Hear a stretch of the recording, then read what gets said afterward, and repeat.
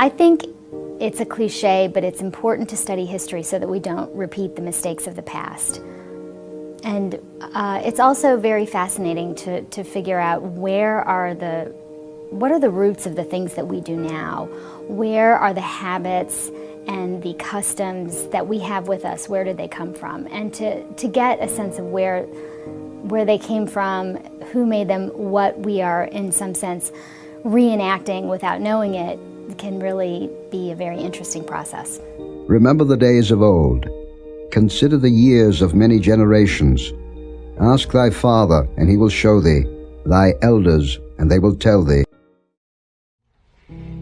People of African ancestry are exposed to the truths that have been historically hidden away from us. It changes the way we see ourselves. It increases our level of respect for ourselves and those who look like us. It changes everything. And that is the reason why this information is still not being taught in schools to this very day.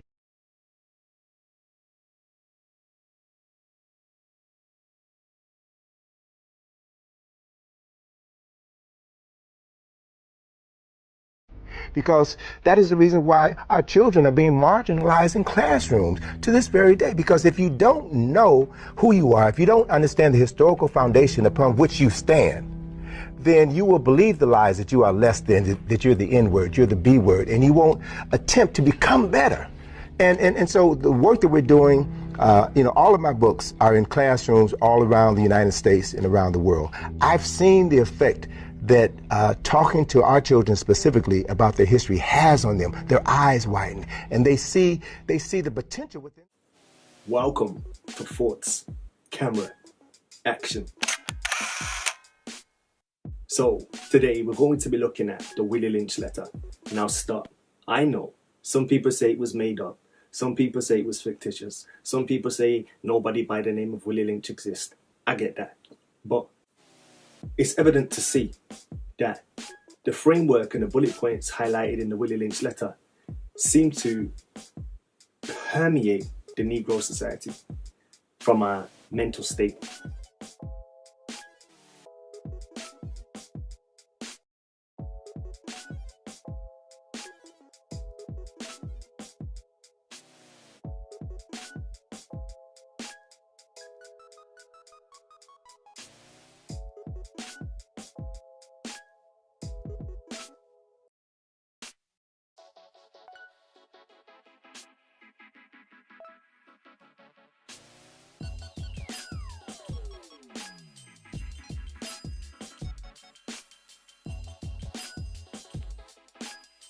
Now this video is going to look at the points raised in the Willie Lynch letter, fictitious or not, and we're going to see how this letter impacts us even today in real time.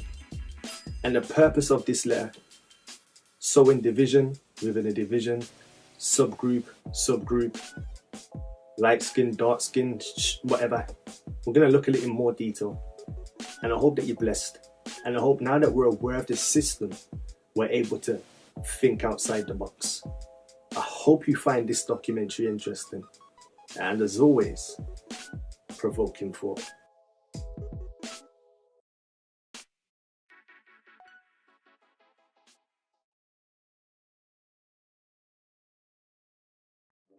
This speech was said to have been delivered by Willie Lynch on the bank of James River in the colony of Virginia in 1712. Lynch was a British slave owner in the West Indies. He was invited to the colony of Virginia in 1712 to teach his methods to the slave owners there.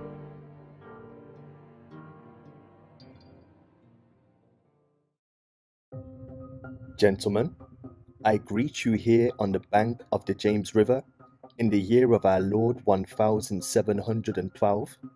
First, I shall thank you, the gentlemen of the colony of Virginia, for bringing me here. I am here to help you solve some of your problems with slaves. Your invitation reached me on my modest plantation in the West Indies, where I have experimented with some of the newest and still the oldest methods of control of slaves. Ancient Rome would envy us if my program is implemented, as our boat sailed south on the James River, named for our illustrious king, whose version of the Bible we cherish, I saw enough to know that your problem is not unique. While Rome used cords of wood as crosses for standing human bodies along its highways in the great numbers, you are here using the tree and the rope on occasions. I caught the whiff of a dead slave hanging from a tree a couple miles back. You are not only losing valuable stock by hangings, you are having uprisings. Slaves are running away. Your crops are sometimes left in the field too long for maximum profit. You suffer occasional fires. Your animals are killed. Gentlemen, you know what your problems are. I don't need to elaborate. I'm not here to enumerate your problems. I'm here to introduce you to a method of solving them.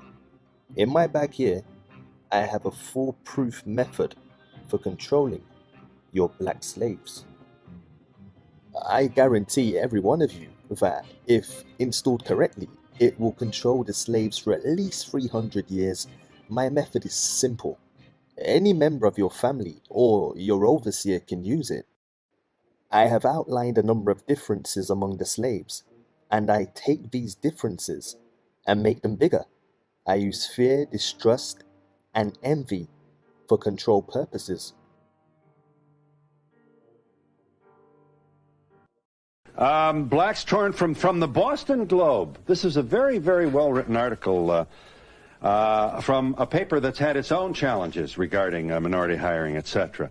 Blacks torn from their native Africa and brought to North America as slaves were often sexually savaged by their white masters. So prevalent was the problem, the question of whether light-skinned children should be free like the father or enslaved like the mother, and that gave us the one drop means you're black or a Negro.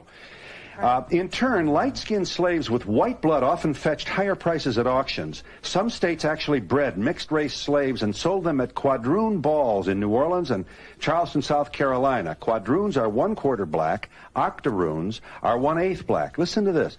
Light-skinned slaves were also afforded greater privileges. They were often assigned duties within the house instead of working in the fields.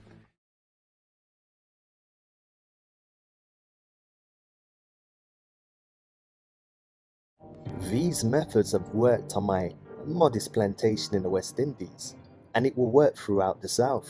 Take this simple little list of differences and think about them. On top of my list is age, but it's there only because it starts with an A. The second is color or shade.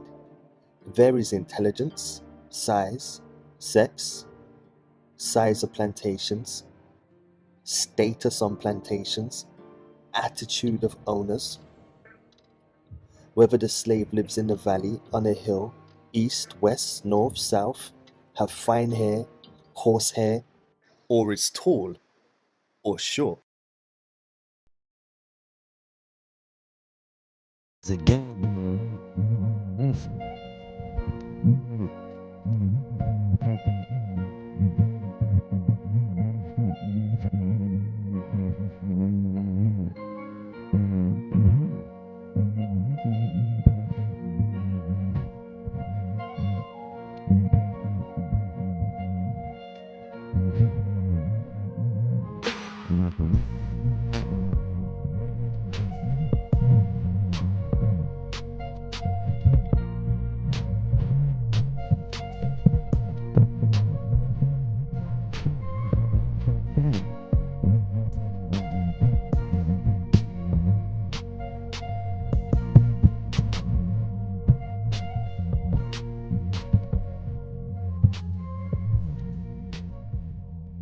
Now that you have a list of differences, I shall give you an outline of action. But before that, I shall assure you that distrust is stronger than trust, and envy stronger than adulation, respect or admiration. The black slaves, after receiving this indoctrination, shall carry on and will become self-refueling and self-regenerating for hundreds of years, maybe thousands. That white Jesus picture is one of the greatest weapons of mass destruction in the black community. When a black boy or girl goes to Sunday school and look at a white Jesus from birth until age 5, by the time they go to kindergarten, they have already been convinced that if God is white, then it's okay for the president to be white. It's okay for the judge to be white. It's okay for the CEO to be white. It's okay for the police to be white, because if God is white, then all white people must be of God. And it puts you in a subservient posture. And if God is white, then the devil must automatically be black by contraindication, which is why black folks got to stop worshiping a white Jesus. You cannot talk about black power, giving your child the deity of an enemy for worship. No people worships worships their deity in the image of their enemy or oppressor. No one does except slaves. And that's exactly what we are, because you can take the slave out of slavery, but until the slave takes the slavery out of himself, he will never be free. Men that have high protective provider instinct are not men that are kissing up to a white Jesus. And that's why we have to do that cross analysis when we start talking about the men that we should procreate with.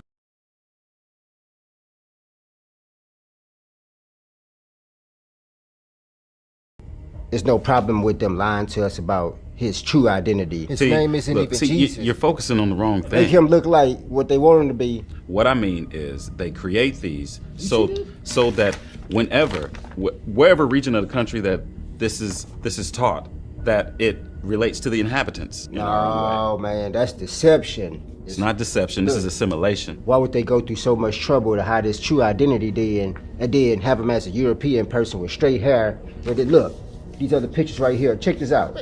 Even right here. Look, he look just like us. Oh, you don't care that he look like us? If you go to China, he's going to be Chinese, and he'll be black for you. That's right. Wow. Because he's everything to everyone. Oh, man. These people been lying to us. You're focusing on his color. And what you need to be focusing on is the strength of his message. Come on. See, the Bible says, lean not to thine own understanding. This is you trying to understand it, and it's clouding your vision. My vision clouded. Don't you see? We breaking a commandment. And you can't see that? In Virginia, 300 years ago, he gave this speech.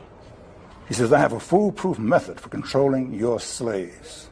I use fear, distrust, and envy for control purposes. He says, distrust is stronger than trust. And envy is stronger than adulation, respect, or admiration. You must pitch the old black male against the young black male, and the young black male against the old black male. You must use the female against the male, and you must use the male against the female. You must use the dark-skinned slave against the light-skinned slave. It is necessary that your slaves love, respect, and trust only us. It says the black slave, after receiving this indoctrination, shall carry on for hundreds of years, maybe thousands. Don't forget, you pitch the old black male versus the young black male, and the young black male against the old black male. You must use the dark-skinned slaves versus the light-skinned slaves, and the light-skinned slaves versus the dark-skinned slaves. You must use the female versus the male, and the male versus the female. You must also have white servants and overseers who distrust all blacks. But it is necessary that your slaves trust and depend on us. They must love, respect, and trust only us. Gentlemen, these kids are your keys to control. Use them. Have your wives and your children. Use them. Never miss an opportunity. If used intensely for 1 year, the slaves themselves will remain perpetually distrustful. Thank you, gentlemen. Let us make a slave. What do we need? First of all, we need a big black nigger man, a pregnant nigger woman, and her baby nigger boy. Second, we will use the same principle that we used in breaking a horse, combined with some more sustaining factors. What we do with these horses is that we break them from one form of life to another. That is, we reduce them from their natural state in nature.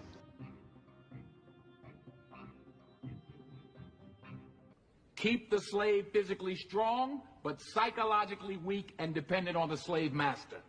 Keep the body, take the mind.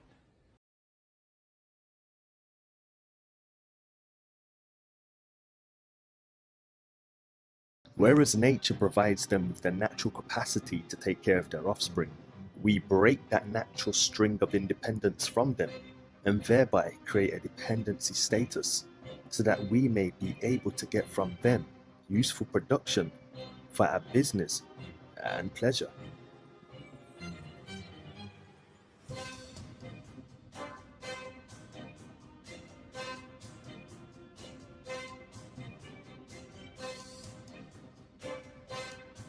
For fear that our future generations may not understand the principles of breaking both of the beasts together, the nigger and the horse, we understand that short-range planning economics results in periodic economic chaos, so that to avoid turmoil in the economy, it requires us to have a breadth and depth in long-range comprehensive planning, articulating both skill, sharp perceptions. We lay down the following principles for long-range comprehension economic planning.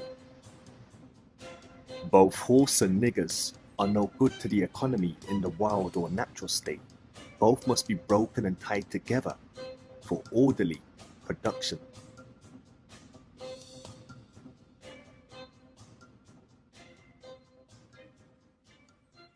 For orderly future, special and particular attention must be paid to the female and the youngest offspring. Both must be crossbred to produce a variety and a division of labor. Both must be taught to respond to a particular new language. Psychological and physical instruction of containment must be created for both. We hold the 6 cardinal principles as truth to be self-evident, based upon the following discourse concerning the economics of breaking and tying the horse and the nigger together, all inclusive of 6 principles laid down above. They are dangerous near the family house, and it requires too much labor to watch them away from the house. Above all, you can't get them to work in this natural state. Hence, both horse and nigger must be broken, that is breaking them, from one form of mental life to another. Keep the body, take the mind. In other words, break the will to resist. Now the breaking process is the same for both the horse and the nigger, only slightly varying in degrees. But as we said before, there is an art in long-range economic planning. Both horse and niggers are no good to the economy in the wild or natural state. Both must be broken and tied together for orderly production, for orderly future. Special and particular attention must be paid to the female and the youngest offspring.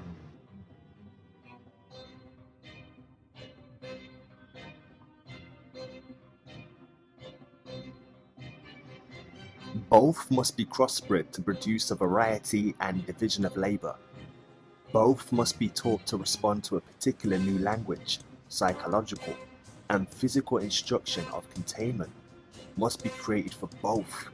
We hold the 6 cardinal principles of truth to be self-evident, based upon the following discourse concerning the economics of breaking and tying the horse and the nigger together, all inclusive of the 6 principles laid down above.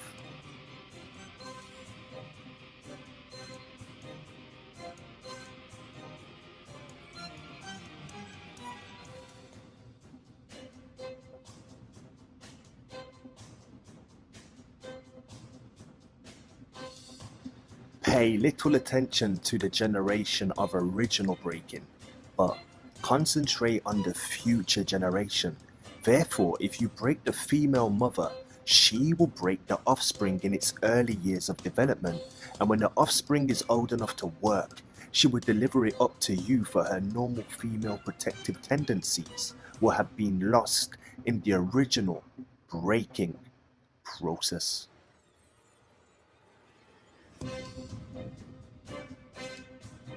By her being left alone, unprotected, with the male image destroyed, the ordeal caused her to move from her psychological dependent state to a frozen, independent state.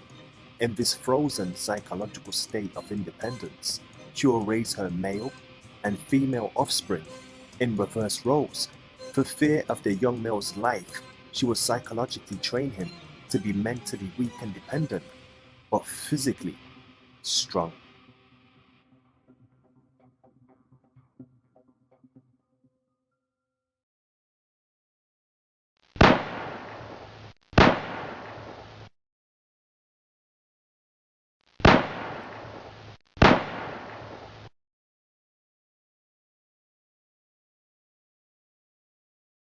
We're back now with our series. All this week we'll be reporting on African American women and where they stand. We begin tonight with the critical issue of education, where there's an achievement gap developing that's hard not to notice. Almost 2/3 of all African American undergraduates these days are women. Jackson says her degree from Stanford University is one of her greatest assets. The breaking process of the African woman. Take the female and run a series of tests on her to see if she will submit to your desires willingly. Test her in every way because she is the most important factor for good economics. When in complete submission, she will train her offspring in the early years to submit. We're talking about you, Jackie. What will happen in relationships for African American women when you have so many African American women who they're educated and gainfully employed? Will there be African American men who can stand beside them? Is there a gap, if you will, in finances and education? Or will you accept a partner who academically hasn't achieved as much as you've achieved, and economically who hasn't achieved as much as you've achieved? That's a hard pill to swallow. Yeah. I would, you know what I would say? I would say, would they accept me? Because a lot of men are afraid of women who have a college education, who are making 5 to 6 figures, so they intimidate. But society and the way of life puts us in that position where we have to get out and do for our families, where we have to get out and get an education to set examples for those who have kids. Because what they're saying right now is women that have achieved as much as they have, they are on a pedestal, no one can knock them down, or they think they're better than you are. And that's what men are looking at. But then think about it, statistically, years ago, right, men were doing it. But now the women are doing it and they can't stand it. 1965, U.S. Department of Labor. What then is the problem? We feel the answer is clear enough. 3 centuries of injustice have brought about deep-seated structural distortions in the life of the Negro American. At this point, the present tangle of pathology is capable of perpetuating itself without assistance from the white world. The cycle can be broken only if these distortions are set right. And it's sad. Because she has become psychologically independent, she will train her female offsprings to be psychologically independent. What have you got? You've got the nigger woman out front and the nigger man behind and scared. This is a perfect situation of sound sleep and economics. Crossbreeding niggers means making so many drops of good white blood and putting them into as many nigger women as possible, varying the drops by the various tones that you want, and then letting them breed with each other until another circle of color appears, as you desire. 3 generations. Half-blood grandmother, quadroon daughter, octoroon grandson. Now, as you can see in the 3rd generation, or 3rd cross, no trace of native origin is apparent. The continuing infiltration of white blood finally stamps out the black color. The Aboriginal has simply been bred out.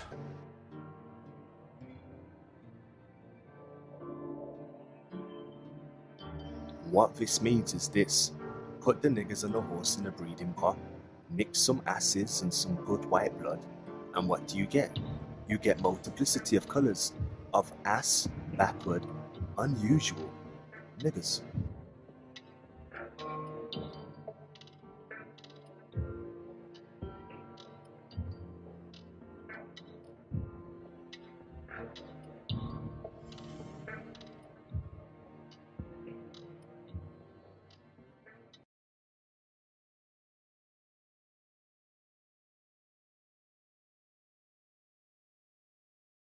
Hundreds of half-caste children have been gathered up and brought here to be given the benefit of everything our culture has to offer.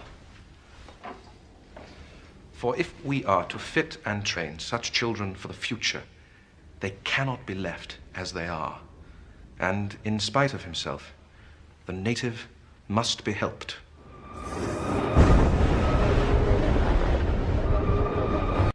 Crossbreeding completed. For further severance from their original beginning, we must completely annihilate the mother tongue of both the new nigger and the new mule, and institute a new language that involves the new life's work of both. You know, language is a peculiar institution. It leads to the heart of the people. The more a foreigner knows about the language of another country, the more he is able to move through all levels of that society.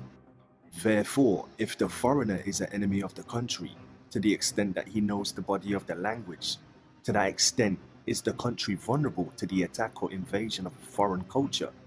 For example, if you take a slave, if you teach him all about your language, he will know all your secrets, and he is then no more a slave, for you can't fool him any longer.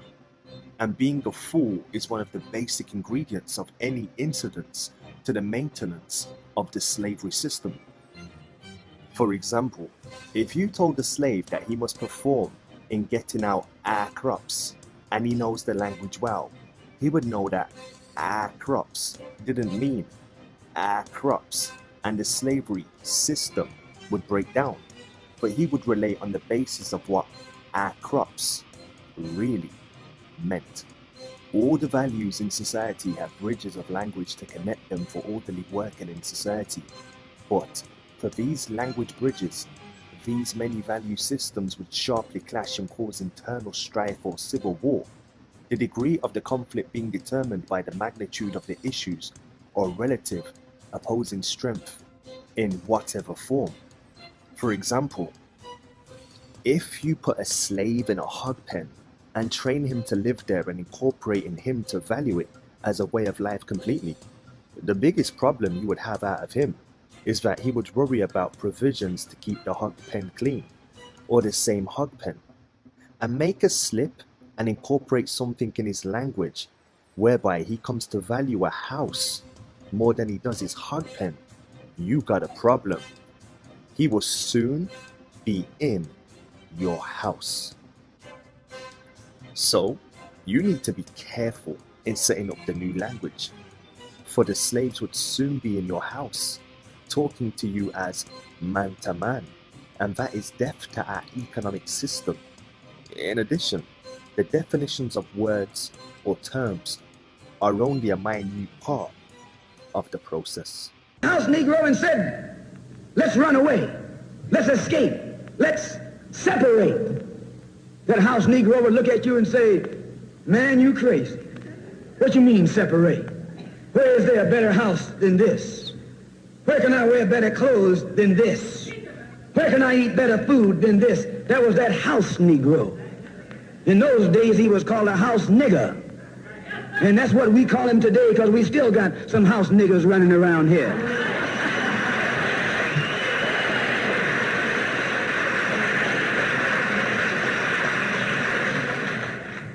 This modern house Negro loves his master. He wants to live near him. He'll pay 3 times as much as the house is worth just to live near his master. And then brag about, I'm the only Negro out here.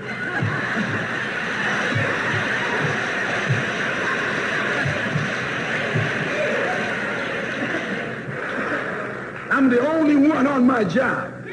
I'm the only one in this school. You're nothing but a house Negro.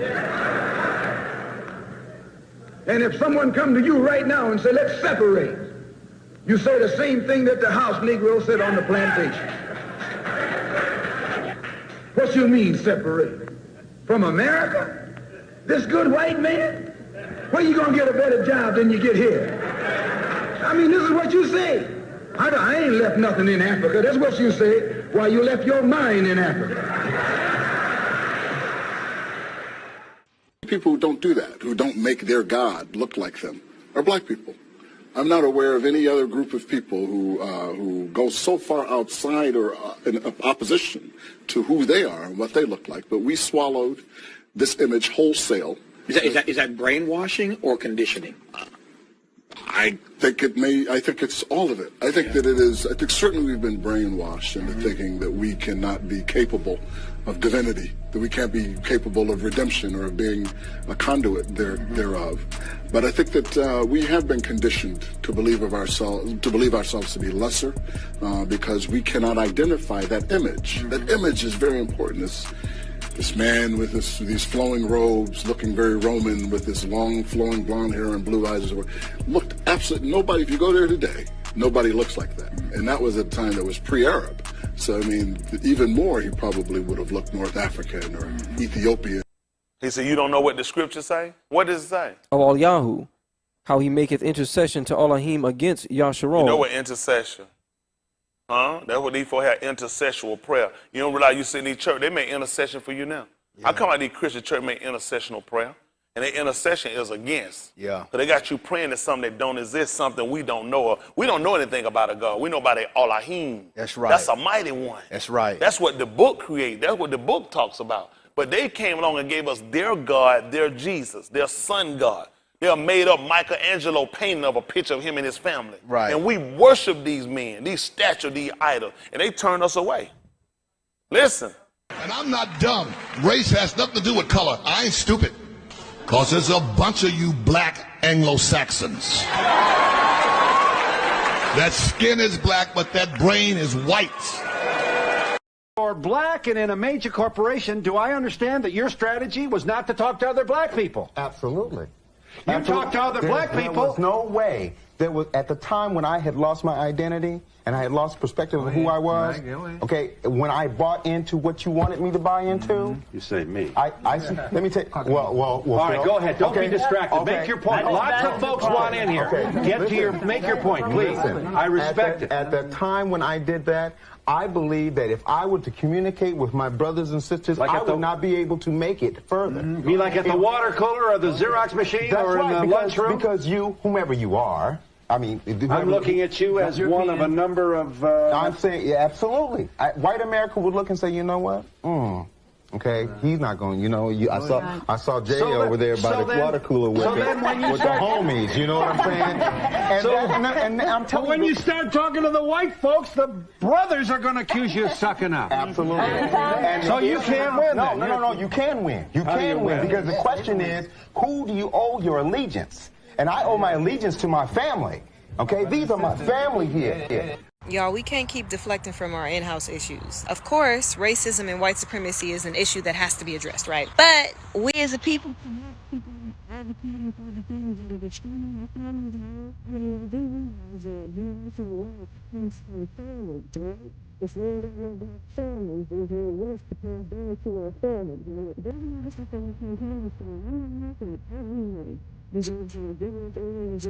to be treated with respect. But we can't emphasize black families, that's important. We can't emphasize on black men and black women to come together with their children. We really focus on getting a better understanding of each other so we can have successful black families, y'all. I mean, black lives should not only have to want to make more than right. The emphasis needs to be put on black love because black love is the vital foundation to any chance of a revolution that we might have. Black men are attracted to light-skinned black women with long hair. Do you believe that, Kathy Russell? You are co-author of The Color Complex. Do you believe that? Overall, yes, I believe that. Mm-hmm. And is it your view that this is because of a white world that respects lightness? Absolutely. Absolutely. So that the black man then internalizes this and sees lightness as better?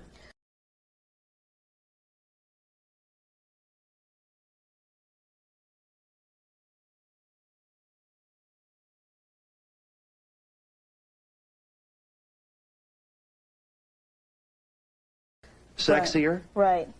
Is it akin to a white man being attracted to a blue-eyed blonde woman? These are the women in the white world we think of as sexy and beautiful, etc. Right, and the comparison in the black world to the blonde-haired, blue-eyed woman is the light-skinned African-American woman. So it's... Is it true that in your own life you dated a man who wouldn't marry you because why? Well, he said that I wasn't quite light enough to be his wife, but to bear his children. That was what he said. But I think it's not a personal vendetta of mine. I want to make that point up front. It's just something that that I've seen throughout my life, and that's why. Yes. Your book includes phrases like "hi yella." Yeah, those are terms that people use to describe others' color. But "hi yella" is that good, or is it offered in a sneering way? No, I would say that's offered in a sneering way. But this has divided black families, has it not? Oh, definitely it has. And do we not have a lot of pain out there from men and women? I would think mostly women who took a lot. If you're light-skinned, there was a resentment. Absolutely. And also, it's both. Incidentally, what are you, just curiously, may I ask, on the scale? See, and it's a strange thing. I have been everything from light to dark, and it really depends on who you're sitting next to. If I'm sitting next to this gentleman, I become lighter. If I'm sitting next to someone that's lighter than I become darker, and because I'm kind of in the middle. That's why it's all really crazy, because it just depends on how you see it. But it's important enough for you to do a lot of work on this and to co-author the book. Well, because I think it's caused people a lot of pain. And that, that's why we wrote this book. You also tell stories of black parents who are disapproving when their children or a young adult, a teenager, brings home a dark-skinned date. Yeah, and the thing is, it's not all black families. I mean, my mom isn't like that. It's just some that are like that. A small group of people have come upon us and delivered what we call the Willie Lynch letter. That has separated us as a people, and it has us fighting over superficial issues that while all the time that we fight over these issues, people are making multi-millions of dollars all on us because we're so busy fighting over our complexion and our hair texture and the language that we speak. Dr. John Henry Clark used to teach us the only difference between a Puerto Rican, a Dominicano, a Jamaican, a Haitian, a North Carolinian is a boat stop. And once we stop fighting over these trivial, superficial issues, and we realize that we are all one people, somos uno, we're not going to fight each other anymore. And we're going to realize that there's a small amount of a small amount of a small amount of people who are really the culprits to our problem. And when that occurs, we will solve the problem. You sit next to your co-author, Midge Wilson. You likewise are responsible for the color complex. You're a social psychologist from DePaul University. And may I say, it should be said you're a white person. I'm a white person. Well, there was a time in this country when we might have had some tribunals that would demand that you prove it. We still have it. You're still right. We still have it? She could have one drop in her, you never know. And that's all it would take, That's all it takes. As far as I know. Yes, ask the people who wrote the law. You believe that, first of all, this kind of prejudice exists within the black community. That is my understanding, and especially after working on this book, because I think a lot of whites don't realize the extent of the prejudice. Yeah. Tell us about your own, how the scales fell from your eyes. You're an academic, and you did a lot of scholarship on this. Tell us. I grew up in the South, and I heard things white people would say, like light-skinned blacks are more intelligent. This is known as the mulatto hypothesis.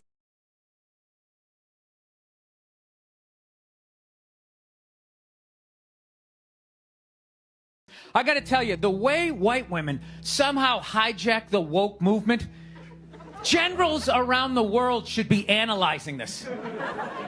Just to refresh your memory, the woke movement was supposed to be about people of color, not getting opportunities, the at-bats that they deserved, finally making that happen. And it was about that for about 8 seconds.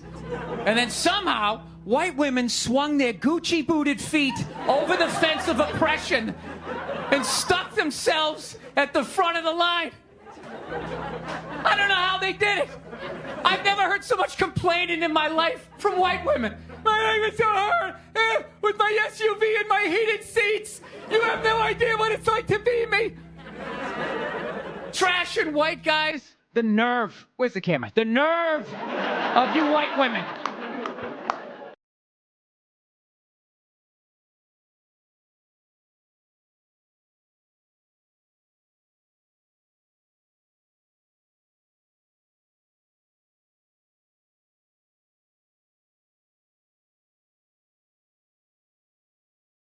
I know. Well, let's go back in history here, okay? You guys stood by us toxic white males through centuries of our crimes against humanity.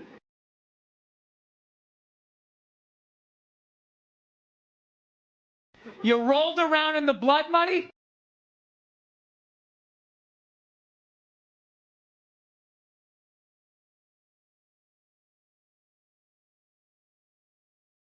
And occasionally, when you wanted to sneak off and hook up with a black dude, if you got caught, you said it wasn't consensual.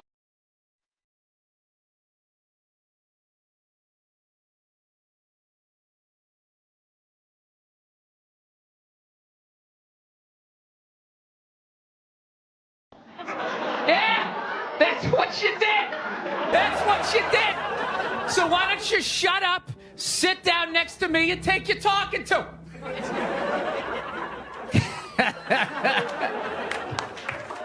Thank you. Once again, the civil rights movement focused on integration. The civil rights movement said if we can move into their neighborhoods, if we can go to schools with them, if we can sit at the same lunch counters with them, then we'll make the breakthroughs we need to make to end this codified evil called racism. Because we had been pursuing, since that original mandate in 1638 excluded us, saying black folks should never enjoy the fruits of white society, that's been locked in our mind to enjoy the fruits of white society. So we want to integrate. But nobody else in this country has ever wanted to integrate. What they want to do is assimilate. They've always had the option to assimilate by the second generation. The difference being? The difference being that they can move in and blend in. They can intermarry and blend in, and by the second generation you can't tell who's who. Or they can have the option of setting up a little Haiti, or a little Havana, or a little Cuba, or a little whatever you want, or a little Italy. But black folks wanted to integrate. And integrate killed us for a number of reasons. I'll try to get these points in very quickly. One, first of all, integration is nothing but a new modified form of segregation. Only thing now, you've broken your people down to a smaller unit, and you defied the first premise of power, which is you no longer have numerical power. Now you're in little small groups all around large urban areas. That's point one that's going to knock our brains out. Point two is that the white society maintains what we call a racial balance, or what we call a tipping point, which says that I will accept black folks primarily at 0, but I would tolerate them anywhere from up to 5 to 8% of any given population. But the minute they cross that 5 to 8% population, it is no longer integration, it's now invasion, and I must take action against it. So I'll either take my kids out of school, put my house up for sale, move my business to the suburbs, or I will resign from the organization, okay? Because I'm not going to let him get that dominance over me. Third thing that immigration is done for you, it destroyed all your major businesses, because they use the highway system to drive expressways right down the center of every black community in this country. And where blacks used to have major business opportunities in the country, they were all destroyed. 4, we find that also we got a major capital drain. There's a basic rule in economics which says you must spend your money in your community and make it bounce 8 to 12 times before it leaves. Black money never bounced one time. Black folk have approximately $300 billion passing through our hands annually. That money doesn't even bounce in our communities. And another thing, when you say integration, it comes under intermarriage too, right? All being together. Right, sure. And I'm sure no intelligent white person watching this show, or no intelligent white man in his or her right white mind, want black boys and black girls marrying their white sons and daughters, and in return introducing their grandchildren as half-brown, kinky-haired black people. I wouldn't object to that. Well, you wouldn't, but a lot of them would. Well, I'm sure a lot of people. No, this is the point. What I'm trying to say is this. And you don't have it. You say you don't, but you don't have it. You really ain't gonna have it. You're on the show, and you got to say that. That's not true. Why would you want to do that? Because I don't think I'm any different from you see. We much different. I think society's made us different. You know we're different. We're all together. But society's made us different. No, not society. God made us different. No, we're just human beings. He made all of us. We all, listen, bluebirds fly with bluebirds, red birds want to be with red birds. Listen, tell me when I'm wrong. Pigeons want to be with pigeons. But tell me when I'm right. We have intelligence. They don't have intelligence, but yet they stay together. We should have more intelligence than them, right? Any white woman in this audience today, any white man in this audience today, in their right minds, don't want little black boys and little black girls coming around your homes, schools, and churches looking to marry your sons and daughters, and in return introducing your grandchildren as little half-brown, kinky-haired Negro children. No intelligent black man in this audience, no intelligent black woman in this audience want little white boys and little white girls coming to marry their sons and daughters, and in return introducing your grandchildren as little half-white, green-eyed, blonde-haired Negroes. We're not seeking to lose our identity in blood mixing and our beautiful black African history. We don't hate you. We don't hate those of you who are white. We just want to stay black. We love my color. I just love myself. Moses said the Jews are priests to nations, and it's easier to be a priest to nations when there's multiple nations to intermediary between, and that could come in any factor. But generally, like as a believing Jew, we believe we have some role as a priest to nation, and that historically might have came out in intermediary as commerce, as middlemen of business, banking, real estate. But the essential function of being an intermediary between nations is obviously easier to fill among many nations, and also just the safety factor that when it's just one larger host population, it's easy for them to, God forbid, turn against us.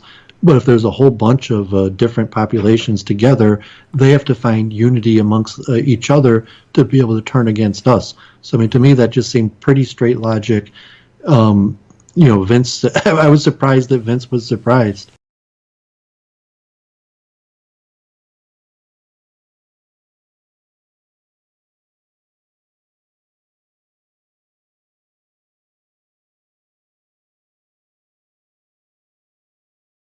Question. I'm scared. No, serious. Go. Would Jewish people allow Nazis to teach their children? No. They wouldn't. Yes. So why do black people allow their oppressors to teach them? I would say maybe 70%. 80%. I'd just say 90% of black people are crazy. That's it. We have mental illnesses that we don't admit to. We do. You meet somebody and say, that whole family act like that. No, the whole family is crazy. That's what you're trying to say. I used to work for these white people in community psychology for National Institute of Mental Health, some big words. And I was in community psychology. What I did was organize people and all that kind of wonderful stuff. The thing was that black folks have a short memory. That's what they teach the FBI today, the CIA today, that black people have a short memory. And I'm not dumb. Race has nothing to do with color. I ain't stupid. Because there's a bunch of you black Anglo-Saxons. That skin is black, but that brain is white.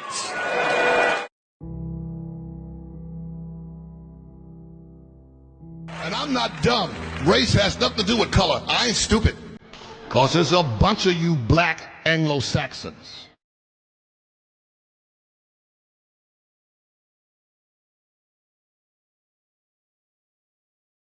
Of human history has left deep psychological scars. What we are trying to do now is a massive job of rebuilding the inside, the spirits, the hopes, the history, the culture of a people. We're trying to restore those values that have been taken away, and we're trying to get across to black youth that they have a part to play in the making of a new world. They have the imagination, they have the energy. You must first restore that part of yourself that has been negated by oppression. It is as essential to you as bread and water. It is part of the food that must feed your spirit.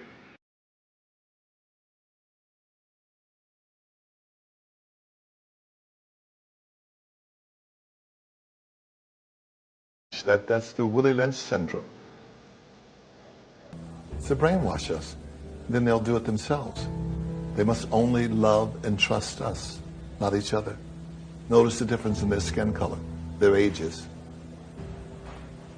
and terrify their females.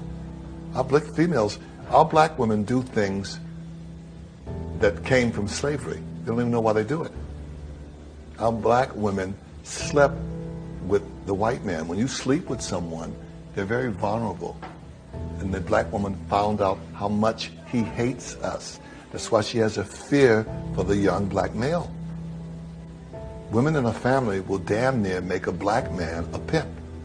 They protect us, they give it to us. They try to hold us as long as they can because they know once we get out there, because when we reach puberty, that sexual thing, that white man, they know how much that white man hates us, and we're going to jail or we're going to be murdered. And the black woman knows it. I just never understood a man who would be intimidated by a woman who only want to do nothing but love you and help you. But it roots back to how we have been mentally messed up for all these years, that we have not had those great examples in our families to be able to learn from. And so now we don't even know how to recognize it. And it's so disheartening, it's so heartbreaking. Maybe I've always wanted to do studies on us and what happened to us psychologically, because it's very deep and we don't even realize how deep. Like, even coming into this truth, I see so much disrespect from the brothers towards the sisters, and I haven't witnessed, but I hear that the sisters are out of control and still don't listen to their husbands, and this, that, and others still have backlash when their husbands ask them to do something. And yes, I put our people on a different pedestal. If you're supposed to know the truth, you should know the truth, and that's that you shouldn't still be out here disrespecting women. You shouldn't still be out here using women. You shouldn't still be out here, you know, besides following laws, because that's a whole nother topic. You know, these things, just like God put you on a pedestal and expect you to do better, and expect you to follow his laws, and expect you to be, you know, righteous, divine people, I expect you to be divine people too. And that's why I call it, every time I say it, Shalom, my divine people. Because I expect you to be divine people. We are beautiful, righteous, divine people. And I'm going to keep saying it until we start believing it and start living it. They say speak it into existence, right? So, Shalom, my divine people. Fair warning, I'm not nice and I don't seek to be respectable. I'm not asking y'all for anything because y'all can't and won't be both my savior and my oppressor. I don't want reform. I want to turn this building into luxury, low-cost housing. These will make some really nice apartments to me. Firstly, stop using black children as photo opportunities because they're cute now, but in 10 years, they're black male suspect in red shirts and khaki shorts. Eating cookies and drinking milk with children does not absolve you of your complicity in their oppression and denigration, Rick Smith. Because Kansas City will spend more on police than education and then try to encourage children to feast with their oppressors. Y'all are really weird. As far as the proceedings thus far, that the courts have only reflected the racist attitude of the general power structure, that I haven't received a fair trial, that I should not have been indicted in the first place. I was indicted by a blue ribbon grand jury, a middle-class white grand jury that did not represent a cross-section of the community. And you say you don't feel you've had a fair trial? No. Why? Number one, that the judge has been very racist throughout the proceeding, very pro-prosecution, that I don't feel that I should have been tried at all, and if I had been tried, if there was an inkling of reason to try me, I should not have been tried for first-degree murder.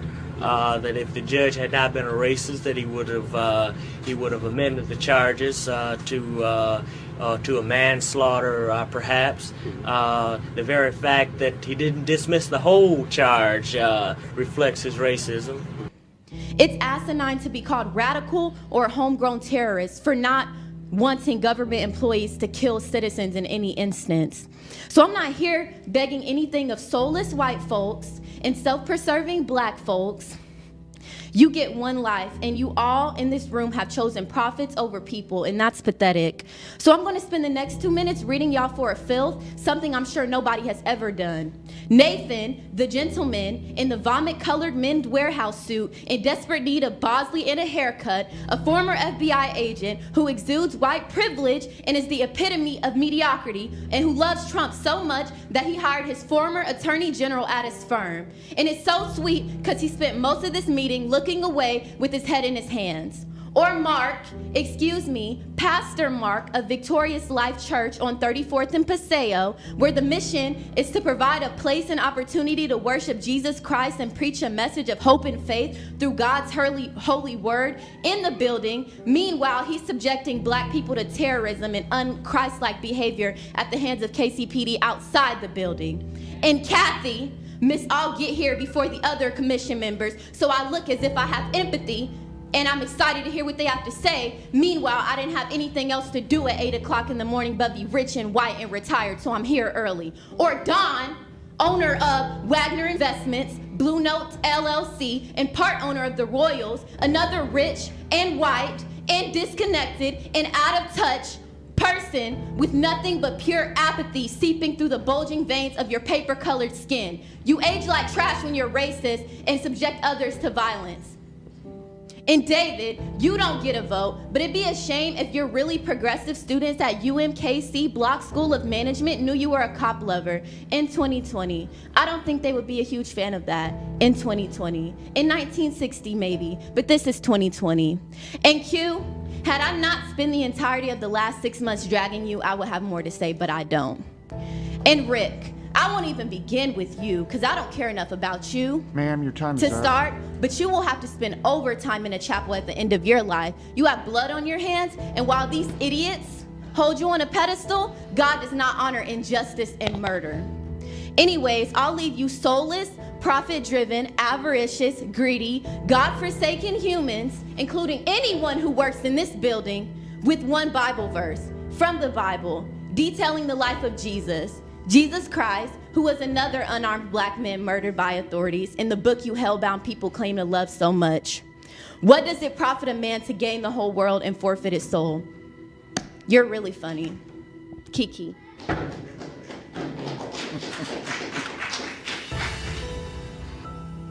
Okay, that's it for public comments. I don't think anybody else has signed up.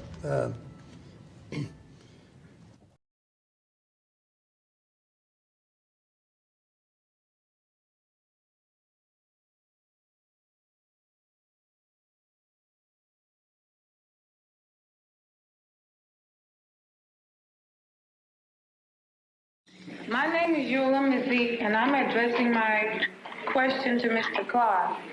I want to know what happened to the so-called Negro culture in America. The most tragic destruction of African culture was the destruction of the African culture brought to these shores, brought to America's shores. Now, the first thing they did was to forbid the drum, forbid all African ceremonies, was to forbid the drum, forbid all African ceremonies.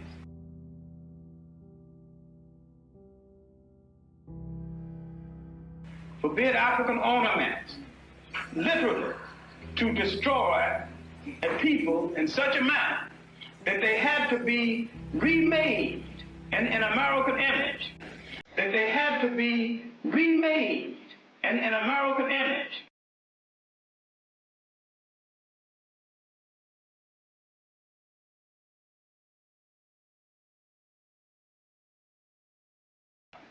This was not exactly true in the West Indies. It was slavery, make no mistake about it. But because it was on an island, many of the Africans could communicate with each other and maintain some of the African culture, while in the United States it was impossible, because as they arrived, mother, brother, sister were split up, and they went in opposite directions. because as they arrived, mother, brother, sister split up, and they went in opposite directions.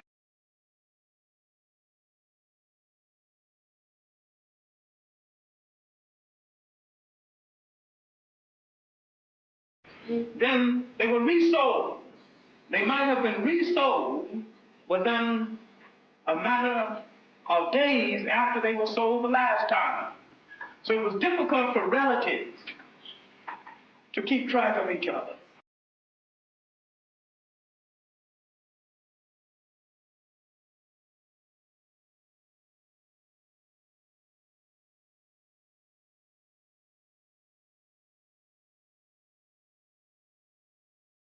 And it was difficult for a continuity to be maintained in African culture. This was the beginning of the fragmenting of our family in this country. It was also the beginning of the demeaning and the negation of the masculinity of the black male in America, and the negation of the masculinity of the black male in America.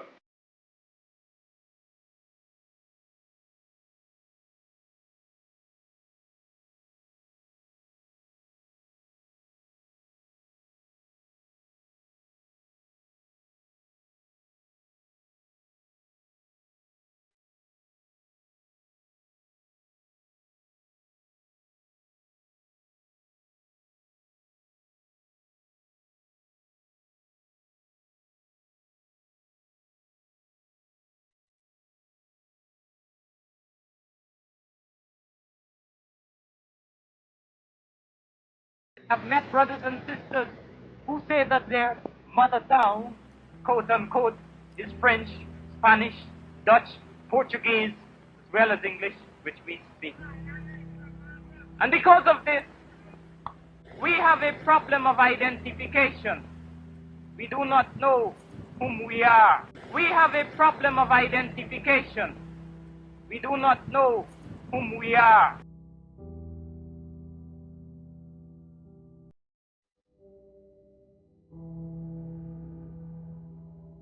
Third world is not poor. You don't go to poor countries to make money. There are very few poor countries in this world.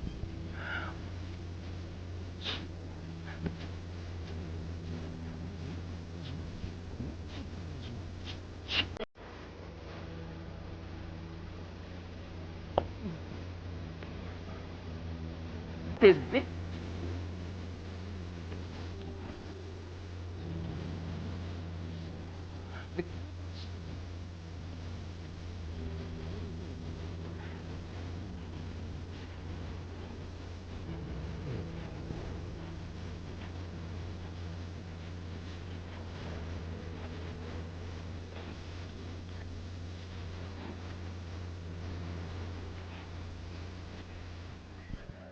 So I'm just showing you how the black man in America has been whitewashed his mind. And then we look at the good cowboys, they rode the white horses, and the president lived in a White House. They got TV commercials, White House cigars, white swan soap, King white soap, white cloud tissue paper, white rain Harris, white tornado flow wax, white plus toothpaste. The president lived in a White House, and the angel food cake was the white cake, but the devil food cake was the chocolate cake. Everything good was white. Got a book called 100 Years of Lynch, written by white men. Taking black women who was 4 months pregnant, they took us for years and hung us up at the feet and stuck a dagger in the stomach and ripped it and pulled the unborn baby out just to put fear in other slaves. Lemonade trains with white children and white people of America used to come and watch them tie up 10 or 15 black men and pour gasoline on them and watch them burn alive. They took us and hung us up at trees and shot us with bullets. And this is worse than the devil. I and every other professor on this campus are here to help you to find, take back, and keep your righteous mind. Because obviously you have lost it. I hope you found all of this interesting, and as always, provoking thought. Christ was white, not black. What you heard was lies. Khazars, Sephardi's are the Israelites. No more talk on this topic cause it divides. I'll see you next Sabbath. Please don't forget your tithes. Forget tithes, tell the truth. Mr. Preacher Man, got all the flock deceived, eating out your hands. Now that the curse is lifted, we can finally see the light. We praise the Most High, we can finally get it right. We keep the Holy Sabbath, we breaking no commandment. We standing on the corner, letting these other nations have it. I know the truth hurt, but see the truth work. Fulfilling prophecy, yeah, to the Jew first. Everybody ain't gon' get it, so that truth hurt. Breaking down all lies and religion first. See, I thirst prophecy, and yo, I fit the curse. Look at the news, is real, man, it's getting worse. Jacob trouble is real, head hard as steel. Broad is the way that leads you off the hill.